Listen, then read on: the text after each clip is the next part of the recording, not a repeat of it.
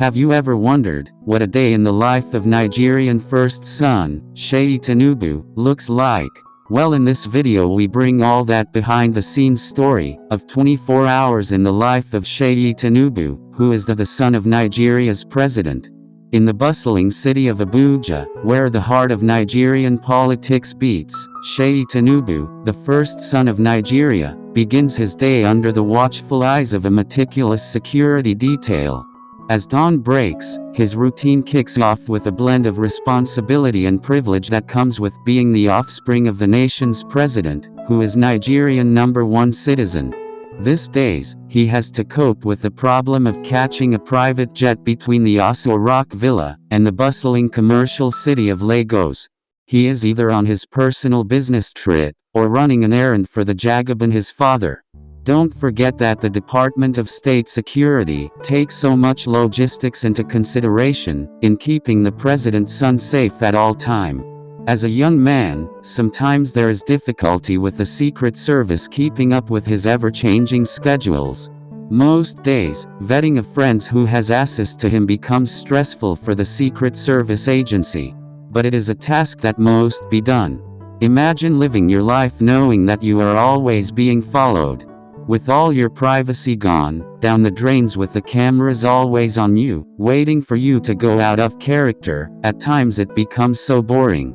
This probably was the reason why. Don't forget how the former President Buhari's son, called Yusuf in a cold night of 26 December 2017, a day after Christmas, got tired of being followed by his security details. He wanted to feel once more as a normal kid, racing with friends, without a care in the world. But little did he know that danger lurks ahead.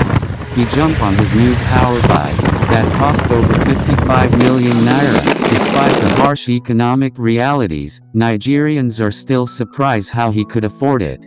Of course, he is the president's son. As he rides off the villa, he was followed by his security details, but he wanted to be alone, racing like a normal kid. He speeds off towards the Gwarimpa area of Abuja. His security details could not keep track of him. He was going more than 100 miles an hour on the freeway when suddenly he lost control of his power bike and crashed into unconsciousness. Helped by strangers from the crash site, who had no idea who he was, Yusuf was admitted to Sedecrest Hospital in the Gwarimpa area of Abuja. It was the next day the hospital will later discover that they had the president's son within their walls, as the entire premises was sealed off by the security service. His condition got worse on January 12, 2018. Quickly he was flown abroad for further treatment, which raised questions why the country healthcare system is not always suitable for the elites. This event will later push the resident doctor, who had received him at the night of the crash, to commit suicide. A shocking investigative story that will be released on our next episode. Tinubu's son, already from the story of Yusuf Buhari, his predecessor, already knew the dangers of running the street as the first son of the nation with a properly constituted security detail. Seyi's morning starts with a briefing from his security team, outlining the day's schedule and potential security considerations. The son of the president can always be spotted in a convoy of armored vehicles, accompanied by motorcycle outriders. This is to ensure his safe passage through the city. The elaborate security measures reflect the importance of his position as the first son, and the need for safeguarding him in a nation of diverse interests and challenges.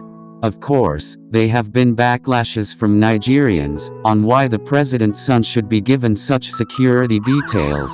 But the truth is this: as the president's son, he is always going to be a target from his father's foes and enemies of the state.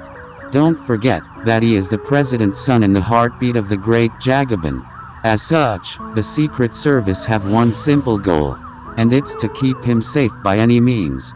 His official duties involve attending high-profile meetings, representing his father at events, and engaging in activities that align with national interests. Sometimes he could be seen. Meetings with key government officials, diplomats, and dignitaries fill a significant portion of his day, as he navigates the intricate world of political affairs.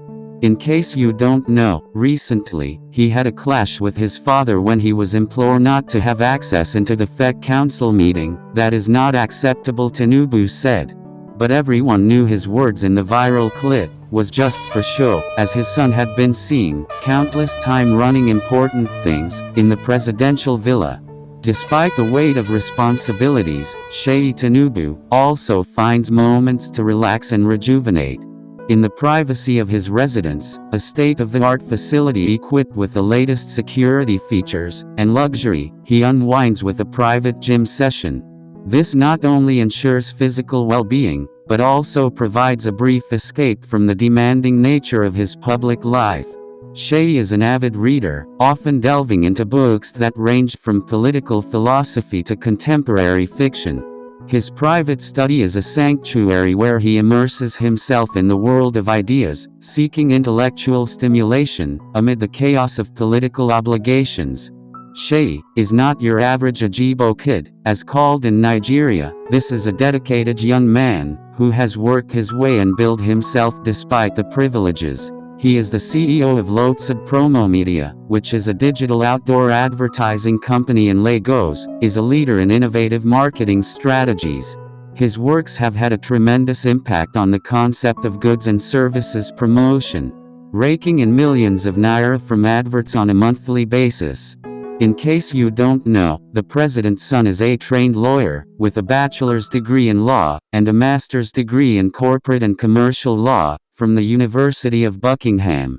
At least there is no dispute about his certificates. Unlike his father, he was called to the Nigerian bar in 2013, where he graduated with flying colors. The president's son was very instrumental during his dad's election bid.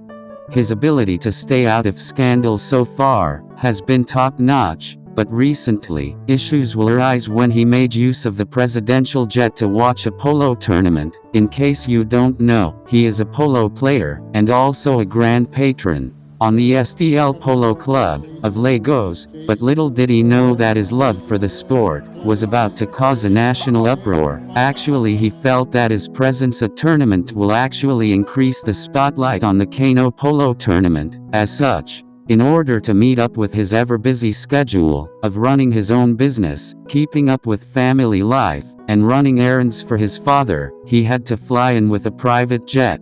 A lot of Nigerian grievance was that, why will the president's son chose to make use of a private jet, at a time when the country is going through a Great Depression, when the upper echelon ought to think of a way of cutting the cost of governance. What most people don't understand that he has been living the good life long ago, even before his father became the president of Nigeria. He was born into luxury that even his wedding to his wife Lael Holm, whose mum is an Igbo and dad a Lebanese, took place in the luxurious Lake Como resort. Most days, Seyi evening is like most normal big boys of Lagos. He enjoys socializing with a carefully curated circle of friends and family. Amidst the security protocols, he occasionally ventures into exclusive venues where he can experience the vibrant culture and entertainment that Nigeria has to offer.